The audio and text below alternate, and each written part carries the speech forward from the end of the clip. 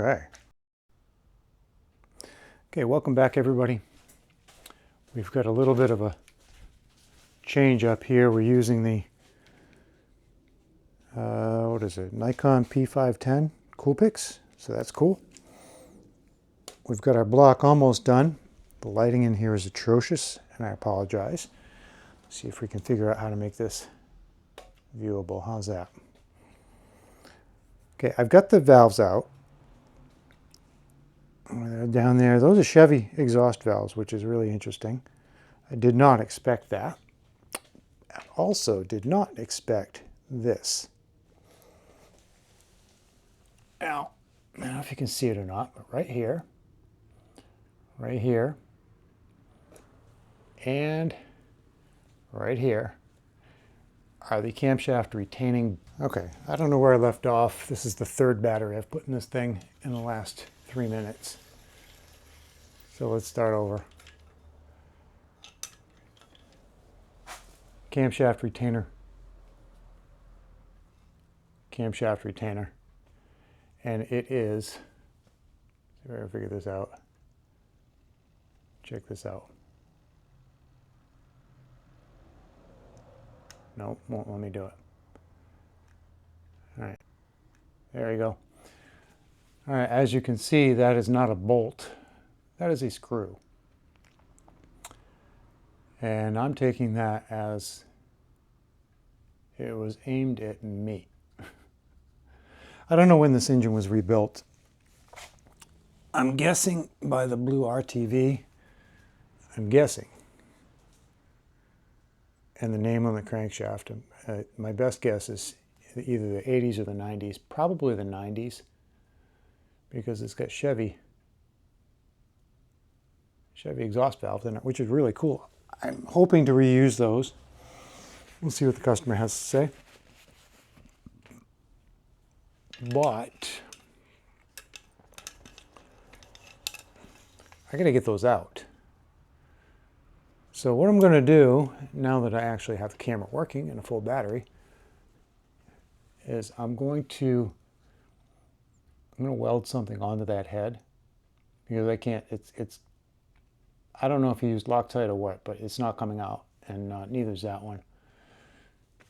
So I think what I'm going to do is I'm going to weld something onto this, and then weld a nut onto whatever I weld.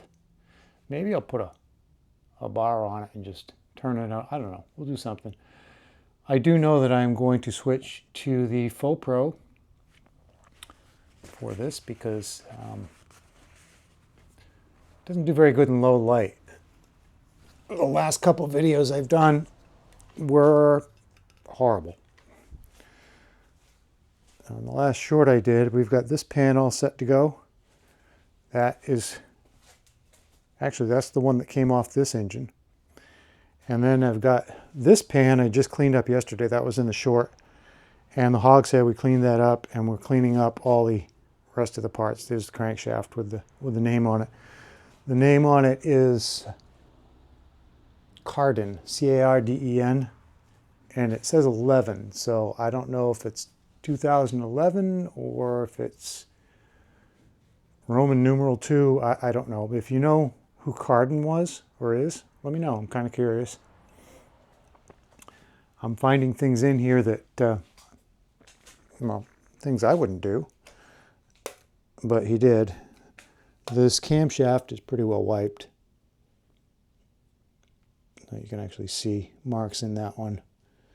The edge is all rolled over. It's seen better days. These bearings also were fit wrong, or they weren't fit at all. It'd be probably a better description, because you can still see the line boring swipes in it. So this one wasn't hardly touching at all. This one's touching on like just where my finger is, and the rest is no contact. And the same in the back. It's kind of tough. So we'll see what we can do about those. I might have to re-pour them. I don't know yet. We're going to get it back from the boring shop, and they'll clean it all up. They have to clean it after they bore it anyway, so I'm going to let them clean it.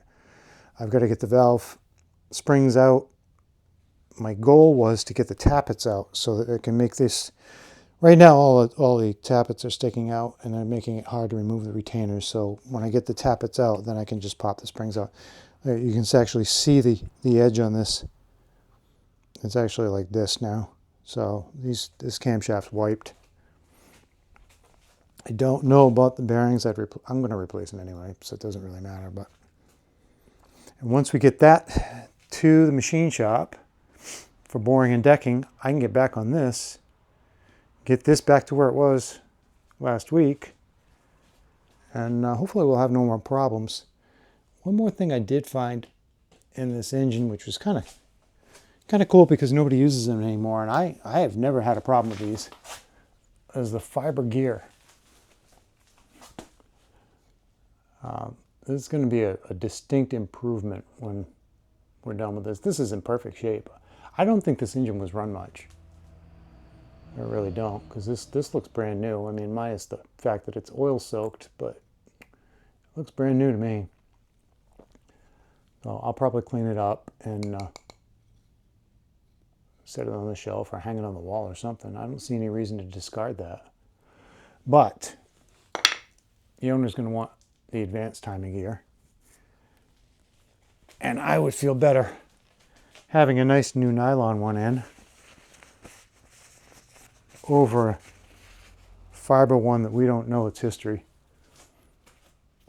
So let me get set up with the other camera. It's going to go something like this. Probably going to put the tripod here and then weld that. So let me switch to the other camera. We'll get those welded up. I actually have a piece of furniture from the house that I need to weld up as well. So we'll break the welder out and get some stuff done. What I'm going to do is I'm going to put this on here. I'm going to try to weld those together, then I'm going to add that nut. Hopefully my helmet works. I haven't used it in a while. Hopefully everything goes well. And not like that.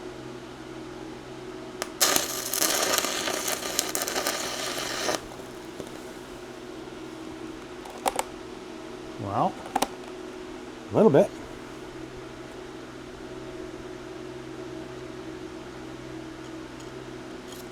You know what?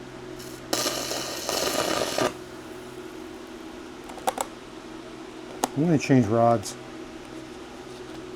It's E6013.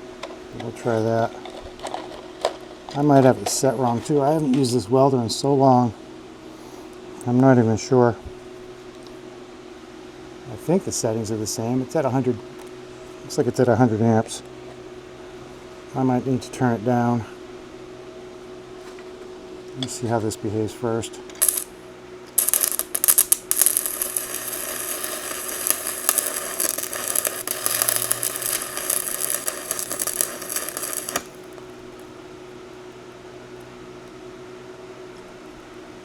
Okay, that's one.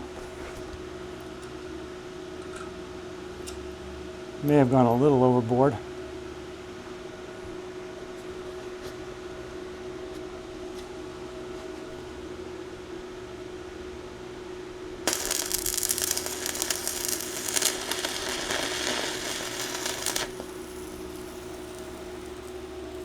Okay.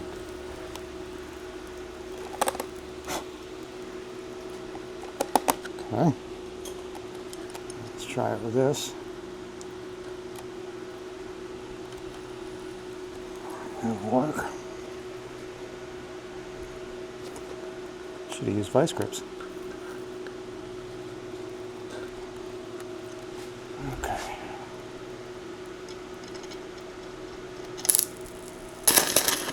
Jeez.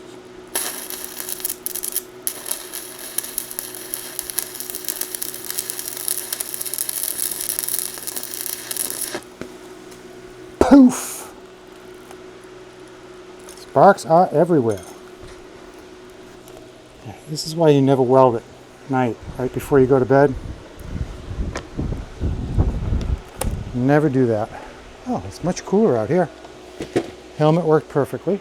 Using the little Best Arc multi, it does MIG and it does stick.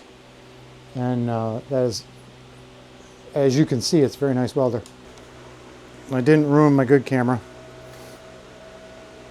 So now I guess we can clean up the mess and we can switch back to the good camera for a minute. Okay, moment of truth. Did it work? Boy, that, without the helmet on, that isn't pretty.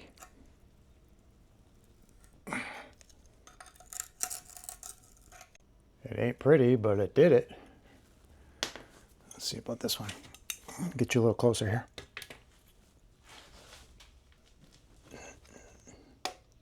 Can you see? Oh, say. Can you see?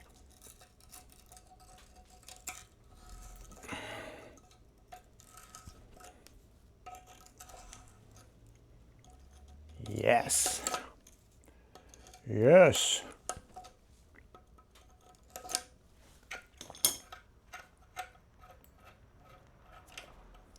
I did a thing. I did a thing. All right, now, camshaft should come out.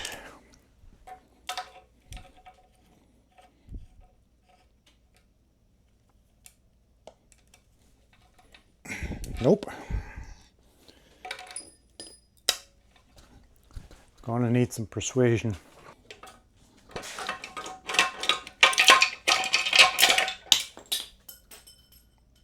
Okay. Well, that bearing's out.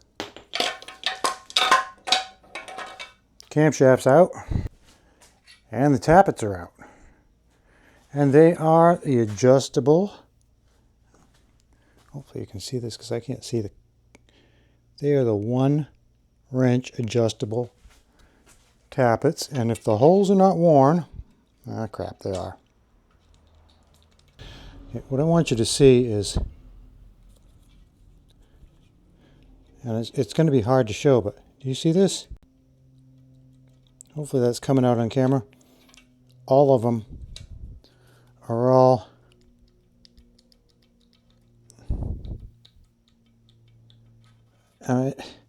it's like they put standard lifters in and bored this out 30 over. There's no, they're all sloppy. If there's a reason to do that, yeah, they're all sloppy.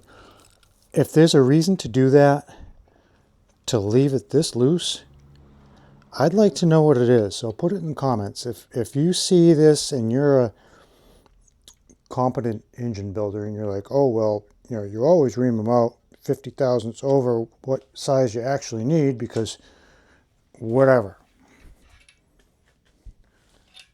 So as much as I want to reuse these, I'm not going to. Unless there is a very, very, very good reason for it.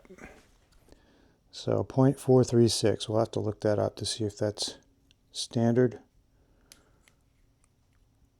0.436, yeah, we'll have to look it up.